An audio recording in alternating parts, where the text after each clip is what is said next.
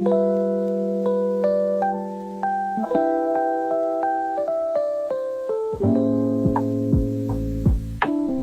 teman-teman, perkenalkan kami mahasiswa dari Binus University dengan jurusan Desain Komunikasi Visual.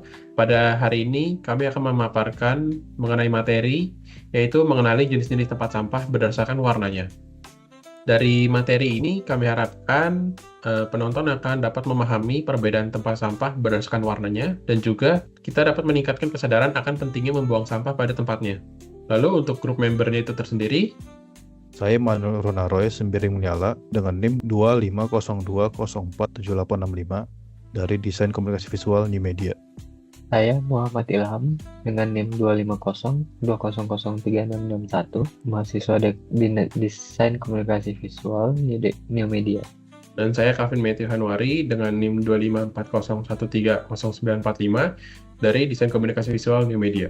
Masuk ke dalam materi, yaitu tahukah kalian benda-benda di sekitar kita seperti plastik, makanan, buku-buku, kertas, yang dalam jangka waktu tertentu lama-kelamaan akan berubah menjadi sampah. Lalu berdasarkan data sampah dari Sistem Informasi Pengelolaan Sampah Nasional tahun 2024 memperoleh data sebagai berikut, yaitu terdapat timbunan sampah sebanyak 34 juta ton per tahun dengan pengurangan sampah sebesar 13,24% dengan angka 4,5 juta ton per tahun. Lalu ada penanganan sampah sebesar 46,51% dengan angka 15,9 juta ton per tahun. Lalu ada sampah yang terkelola itu sebesar 59,74% dengan angka 20,4 juta per tahun, dan sampah yang tidak terkelola sebesar 40,26% dengan angka 13,7 juta ton per tahun, menjadikan Indonesia ini menjadi penyumbang sampah terbesar kedua di dunia. Mereka merupakan dampak dari penumpukan sampah lingkungan. Pertama itu pencemaran air, tanah, udara. Penumpukan sampah dapat menyebabkan pencemaran pada air, tanah, dan udara. Limbah yang dibuang sembarangan ke sungai bisa mencemari air yang digunakan untuk kebutuhan sehari-hari, seperti mandi, mencuci, bahkan minum. Bahan plastik yang dibuang ke dalam tanah akan sulit terurai, bahkan bisa memakan waktu sampai ratusan tahun. Ini akan merusak kesuburan tanah dan berdampak pada pertanian dan ekosistem sekitar. Sementara itu, pembakaran sampah secara sembarangan menghasilkan asap yang mengandung zat beracun dan berbahaya bagi kualitas udara. Yang kedua, penyumbatan saluran air dan banjir. Sampah yang tidak dikelola dengan baik dapat menyumbat saluran air, seperti got atau drainase di pinggir jalan. Saat hujan turun dengan intensitas tinggi, air tidak bisa mengalir dengan lancar karena jalurnya terhalang oleh sampah. Hal ini bisa menyebabkan banjir lokal maupun besar, yang bukan hanya merusak infrastruktur, tapi juga mengganggu aktivitas masyarakat. 3. Merusak habitat hewan. Penumpukan sampah juga merusak habitat hewan. Limbah yang mencemari sungai dan laut, seperti plastik, seringkali dikira makanan oleh hewan, ikan, atau burung laut. Ini bisa menyebabkan kematian hewan secara perlahan.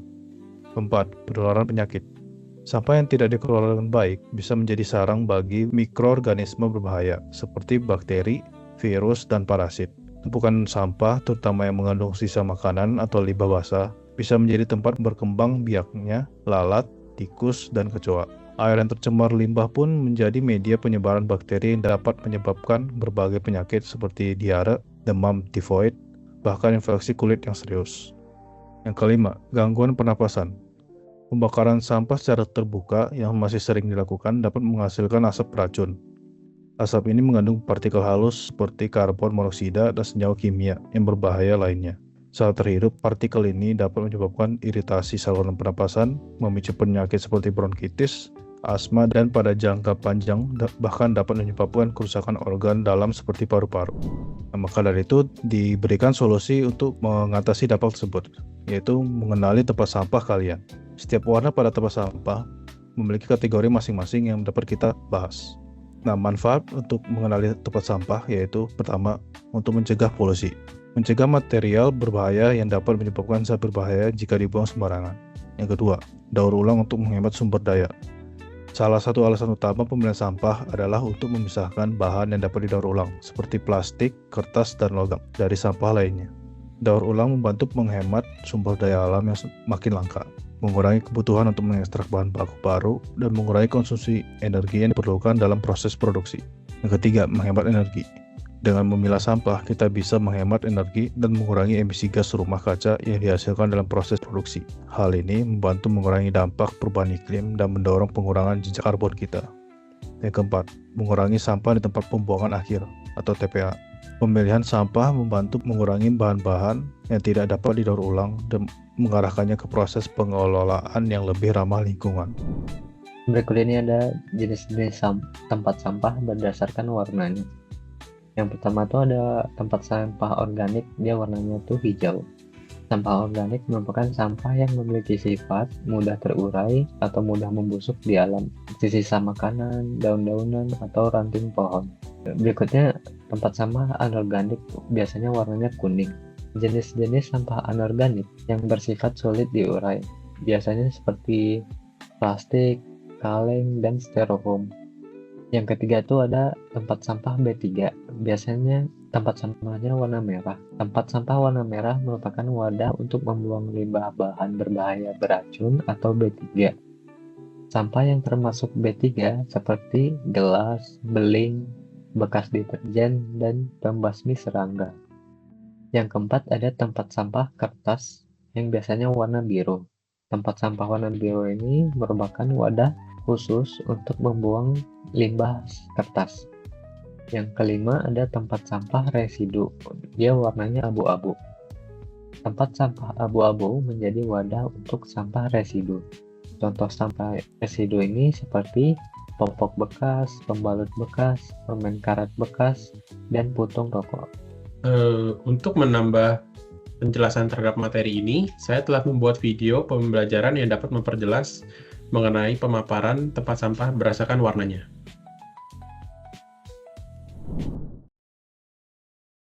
Seharian kita, pasti kita berinteraksi dengan benda-benda di sekitar kita, mulai dari makanan, plastik, kaleng, kertas, lukisan, buku-buku, dan masih banyak lagi. Dengan jangka waktu tertentu, benda-benda tadi pasti akan berubah menjadi sampah, seperti makanan sudah busuk dan benda-benda yang sudah rusak. Pada faktanya, Indonesia berhasil menyumbang sampah terbesar kedua di dunia, dengan perolehan sampah sebesar 70 juta per tahunnya.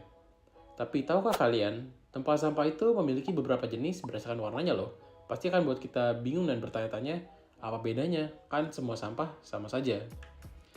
Hal ini mengakibatkan kita sering sekali membuang sampah sembarangan, ataupun sering sekali kita membuang sampah secara asal-asalan, asalkan dimasukin ke dalam tempat sampah. Padahal, cara kerjanya tidak seperti itu. Justru dengan kelima warna pada tempat sampah ini memiliki warna dan maknanya masing-masing. Dimulai dari warna hijau, merupakan tempat sampah organik yang berisikan daun-daunan kering, bahan-bahan makanan yang sudah terpakai, dan juga kotoran-kotoran hewan. Selanjutnya adalah tempat sampah berwarna kuning, yaitu tempat sampah anorganik yang berisikan seperti kaleng, styrofoam, dan juga plastik. Selanjutnya adalah tempat sampah berwarna biru. Tempat sampah berwarna biru merupakan sampah-sampah kertas yang berisikan kertas-kertas yang sudah tak terpakai. Dan yang keempat adalah tempat sampah berwarna abu-abu, yaitu tempat sampah residu ataupun ampas seperti bekasan permen karet ataupun bekasan popok bayi.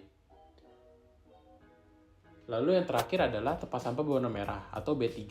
Tempat sampah ini berisikan pecah-pecahan kaca ataupun bahan-bahan kimia yang beracun dan berbahaya. Jadi kita udah nggak bingung lagi kan tempat sampah yang harus kita pilih.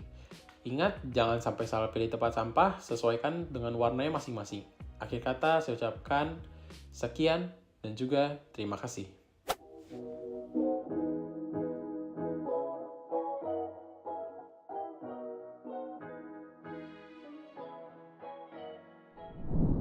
Berikut merupakan link referensi dari sumber yang kami gunakan dalam menyusun materi ini. Terima kasih sudah menyimak sampai akhir. Mohon maaf bila ada kesalahan.